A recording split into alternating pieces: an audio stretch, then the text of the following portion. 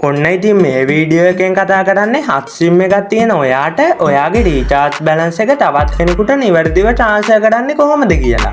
ඉතින් වීඩියෝ එකට යන්න කලින් සුපුරුදු පරිදි වීඩියෝ එකට ලයික් එකක් දාලා පහළ තියෙන subscribe button එක ක්ලික් කරලා bell icon එකත් all දාලා තියාගන්න.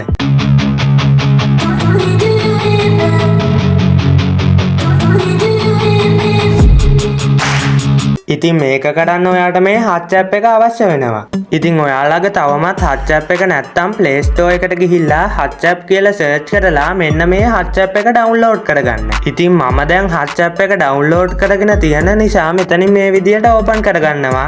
ඊට පස්සේ ටිකක් වෙලා මේ විදියට ලෝඩ් වෙලා ඔයාට මේ වගේ පේජ් එකක් බලා ගන්න පුළුවන්. දැන් ඔයා මේ මොබයිල් නම්බර් කියන තැනට ඔයාගේ හත් සිම් එකේ නම්බර් එක ඇතුළත් කරගන්න. හරි දැන් මම මේ විදියට මගේ හත් සිම් එකේ නම්බර් එක ඇතුළත් කරගත්තා. ඊළඟට ඔයා මේ ඇඩෝ එකෙන් පෙන්නන ගොට්ට ප්‍රොමෝ කෝඩ් කියන තැනට මම දැන් මේ ස්ක්‍රීන් එකේ දාලා තියෙන කෝඩ් එක නිවැරදිව ඇතුළත් කරගන්න. හරි දැන් මම මේ විදියට ඒ කෝඩ් එක නිවැරදිව ඇතුළත් කරගත්තා. ඉතින් ඔයා මේ කෝඩ් එක නිවැරදිව ඇතුළත් කරගත්තට පස්සේ මේ පහළම තියෙන ජෙනරේට් පින් කියන තැන ටච් කරගන්න. හරි දැන් මම එතන ටච් කරගන්නවා. ඊළඟට ඔයාගේ ෆෝන් එකට මේ විදියට OTP කෝඩ් එකක් එනවා. ඔයා දැන් ඒ OTP කෝඩ් එක මෙන්න මෙතෙන්ට ඇතුළත් කරගන්න ඕනේ. මම දැන් මගේ කෝඩ් එක මෙන්න මෙතෙන්ට ඇතුළත් කරා. ඊළඟට ටිකක් වෙලා මේ විදියට ලෝඩ් වෙලා ඔයාට හත් ඇප් එකේ හෝම් පේජ් එක මේ විදියට බලා ගන්න පුළුවන්. ඉතින් ඔයා මේ පළවෙනි වතාවට නම් හත් ඇප් එකට රෙජිස්ටර් වෙන්නේ ඔයාට 2GB free data වගේම MB 500කුත් නොමිලේ ලබා ගන්න පුළුවන්.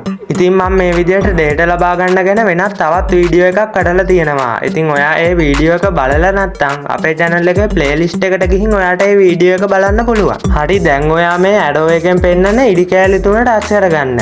දැන් මම එතන ටච් කරා. ඊළඟට ඔයා මෙතනින් ටිකක් පල්ලෙහාට ඇවිල්ලා මේ ඇඩෝ එකෙන් පෙන්නන loan and send credit කියන තැන ටච් කරගන්න.